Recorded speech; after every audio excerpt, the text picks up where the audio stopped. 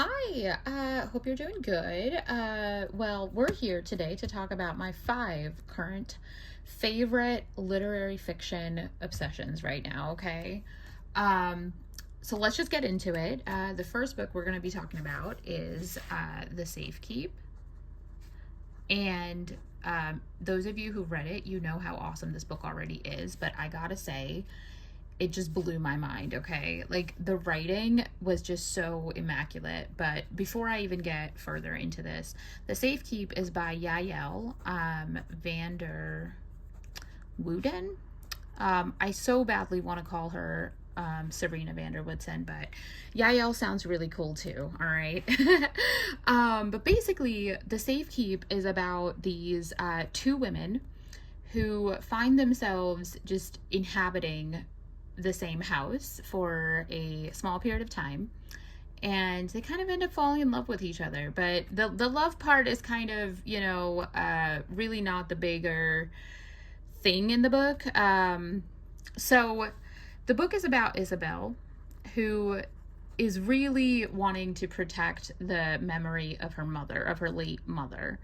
And she is doing this by protecting and preserving the house that her mom lived in, which by extension Isabel and her siblings grew up in. And her brother, who's now currently dating this new girl named Ava, just kind of brings his new girlfriend along and kind of just dumps her in this house with Isabel. And both of them are kind of forced into like a roommate sort of a situation in Isabel's late mother's house, into being roommates, I guess. And you're like, oh, like, why does this matter? But honestly, like, welcome to literary fiction, where it's all about making the little things that we all experience in life, which honestly just alters us. The little things that we go through that shape our lives is what literary fiction is all about. So The Safekeep is a really beautiful story of a woman finding herself in the midst of grieving her mom. And also kind of coming around to knowing Ava and why Ava does these weird things that she goes around doing. And just trust me, guys, there's like a very real, significant and epic plot line about the house that they share as well. But I don't want to say anything and give away any of the other, juicy details of the book. So I really want you to go out and read the book. Plus, the cover is just beautiful. And you're basically reading Gossip Girl, but if it were set in like 1960s, maybe, I think it was even earlier than that, but yeah, don't quote me. Come back after reading it and tell me if I was wrong. Okay, sweet. Number 2 on my list is Intermezzo by Sally Rooney. And my handwriting is catching up. It's great. I hope I spell Sally Rooney's name correctly. I don't know if there's an E, but there's going to be an E in my version of it. So this is my first Sally Rooney experience, and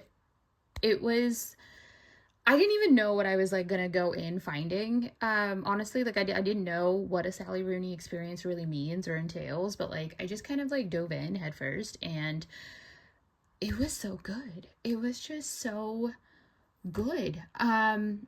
So this book has been quite popular among the booktube space for sure, and it's the book with like the chessboard and stuff on it. I'm gonna try to put a picture somewhere, but anyway, the story is about 2 brothers, Peter and Ivan. Okay, Ivan Kubeks. Now, bonus points if you read this on audio, because the lady who did the narration on audio has the most like Irish sounding Irish accent that I've ever heard, and it was just a delight.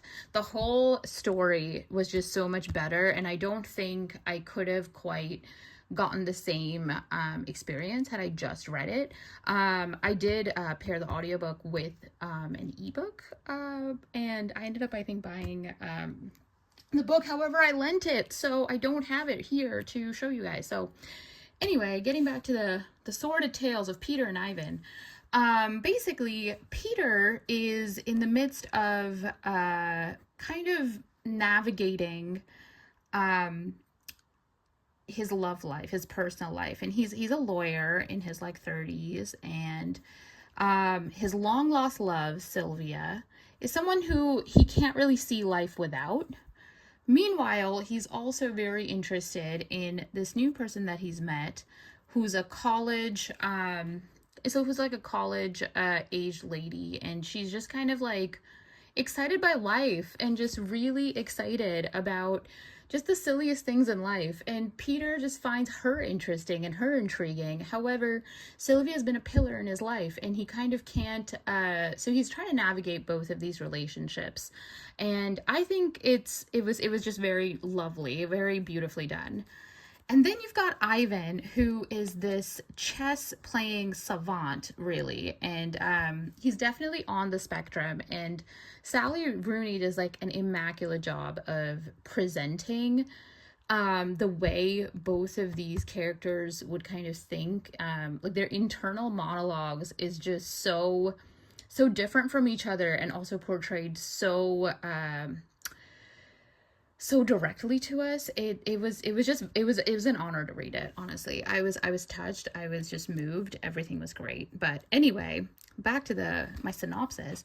Ivan is not engaged, but he meets this almost a slightly older lady, Margaret, who's I believe in her 30s, and Ivan is in his 20s, and Peter is in his mid 30s.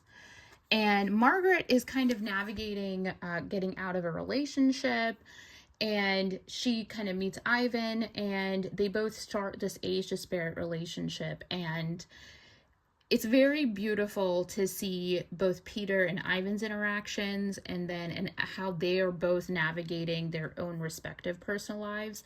And meanwhile, if this wasn't already enough, they're both grieving their father, okay, their late father.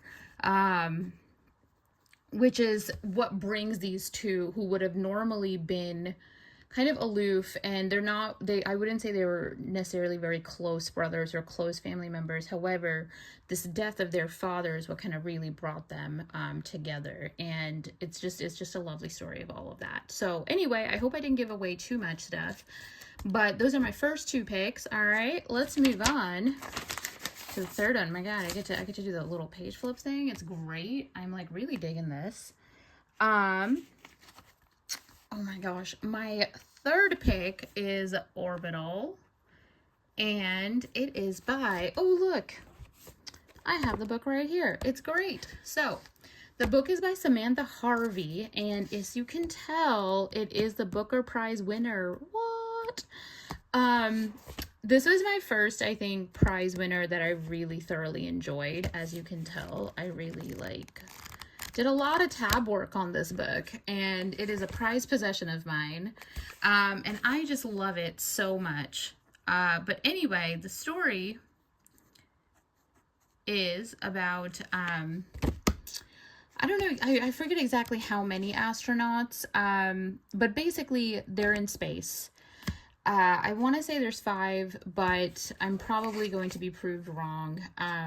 Either which way, they're out there in space looking down on this little blue planet that we all call Earth. And one of the astronauts is mourning the loss of their mother, and they can't kind of be with loved ones. They can't really contact them the way normally would be done. The other one is navigating, he's just missing his wife, and so on and so forth. It's just very endearing because they are stuck out there for X amount of time until their shuttle comes back. And Orbital kind of chronicles 24 hours while they are orbiting the Earth. And it's beautiful, all the things that they get to see, all the things that they get to experience, and how much they miss human interaction and the human just togetherness of it all. It feels kind of lonely at times reading it, but also it was just moving overall. And then not to mention Samantha Harvey's writing is just exquisite. My personal favorite was these lists that one of the character makes, which I don't know if you can tell.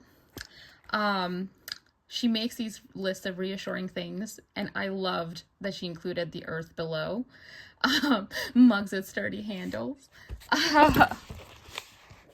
Yeah, you can't have a video where I don't drop the camera, you know? Come on now. So it's just such a sweet, sweet book, and I have a physical copy of it because I really enjoy it.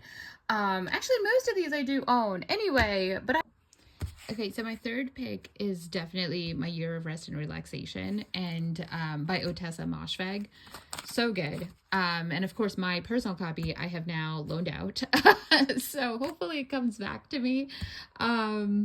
Yes, pray for me, people. Anyway, so this book is about this girl this woman, who is just completely enraged with the world, her life. And she has decided that the only way out is to have an entire year of sleep.